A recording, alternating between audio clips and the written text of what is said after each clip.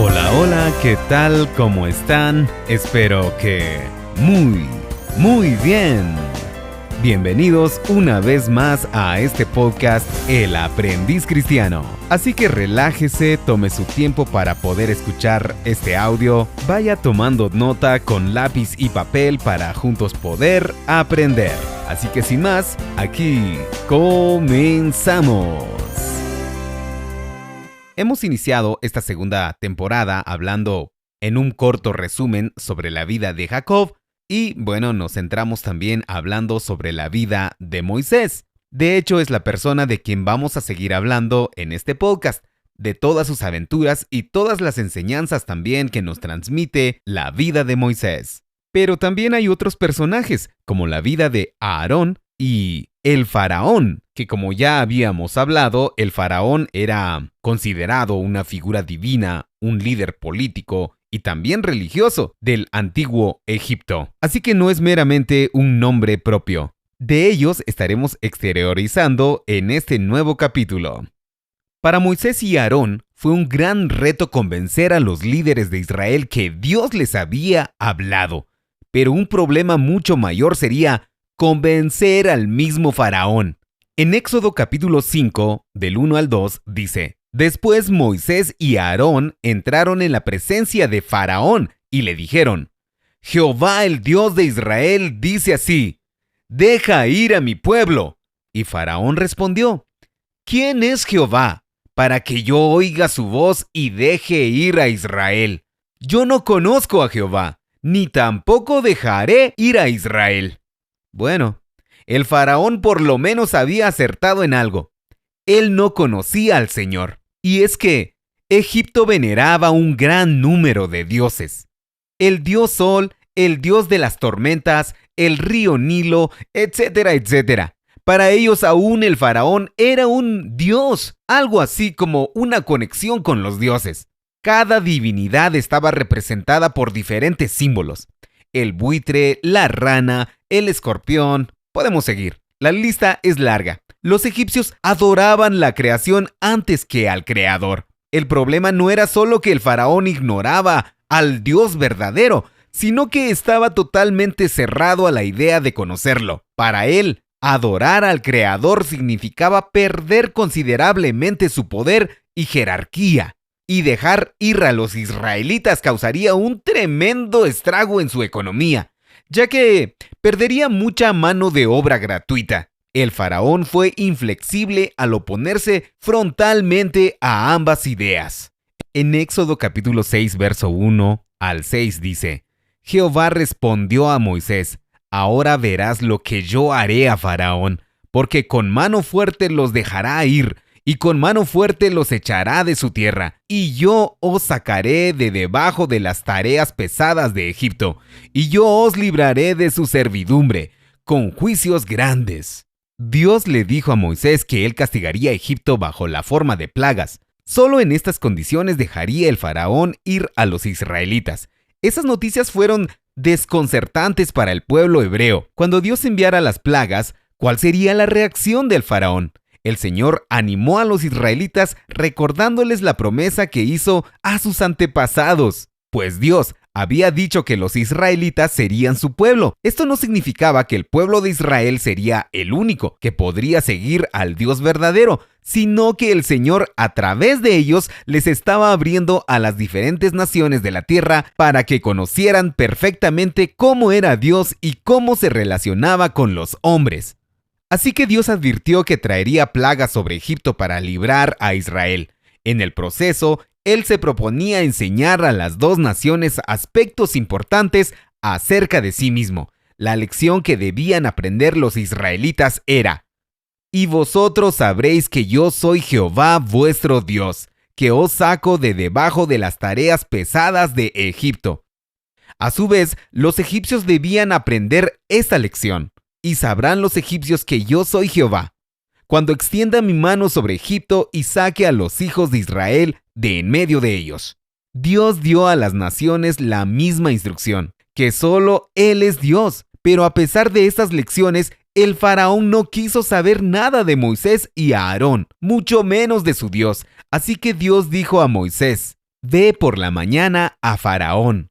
He aquí que él sale al río, y tú ponte a la ribera delante de él, y dile: Jehová, el Dios de los hebreos, me ha enviado a ti diciendo: deja ir a mi pueblo, y he aquí que hasta ahora no has querido ir.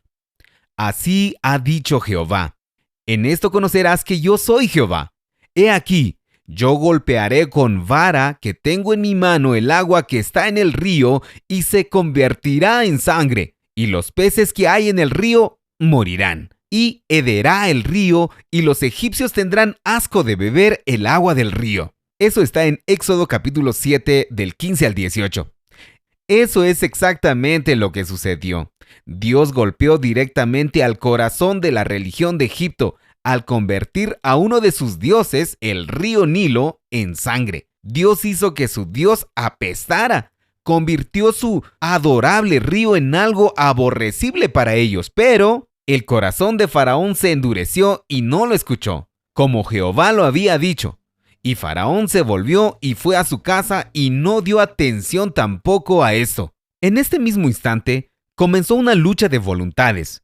Dios advirtió al Faraón diciéndole que dejara ir a los israelitas. El Faraón se negó en forma rotunda y a partir de ahí les mandó una plaga tras otra, apuntando cada vez a uno de los dioses egipcios. Por ejemplo, primero, el Nilo fue convertido en sangre. Luego de esto, Dios mandó una plaga de ranas. Estas llenaron cada rincón del país, entrando en la casa, ensuciando la comida, metiéndose en las camas y amontonándose en cada rincón. Ustedes saben que una rana no es tan bien recibida en los hogares porque tiene un aspecto nauseabundo. Así que podría admirar a aquellos que tienen a una por mascota.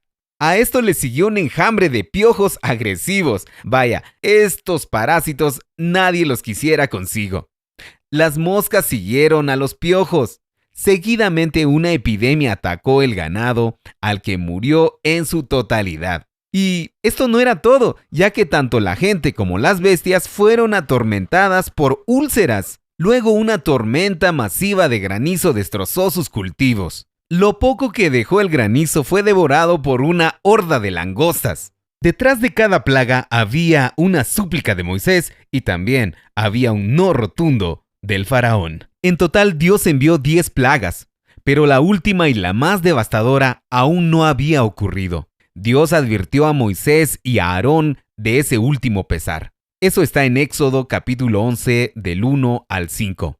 Jehová dijo a Moisés: una plaga traeré aún sobre el faraón y sobre Egipto, después de la cual él os dejará ir de aquí y seguramente os echará de aquí del todo. Dijo pues Moisés: Jehová ha dicho así: a la medianoche yo saldré por en medio de Egipto y morirá todo primogénito en tierra de Egipto, desde el primogénito de Faraón que se sienta en su trono hasta el primogénito de la sierva que está tras el molino.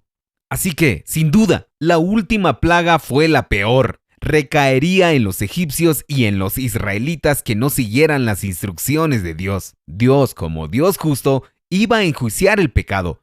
Pero, como Dios es Dios de amor, porque Él mismo es amor, sería misericordioso y brindaría una manera de escapar. El relato lo encontramos en Éxodo capítulo 12, del 1 al 3. Habló Jehová a Moisés y a Aarón en la tierra de Egipto. Hablad a toda la congregación de Israel, diciendo: en el 10 de este mes, tómese cada uno un cordero según las familias de los padres, un cordero por familia. Escoge un macho sin defecto. Este cordero no podía estar deformado ni tener ningún defecto físico.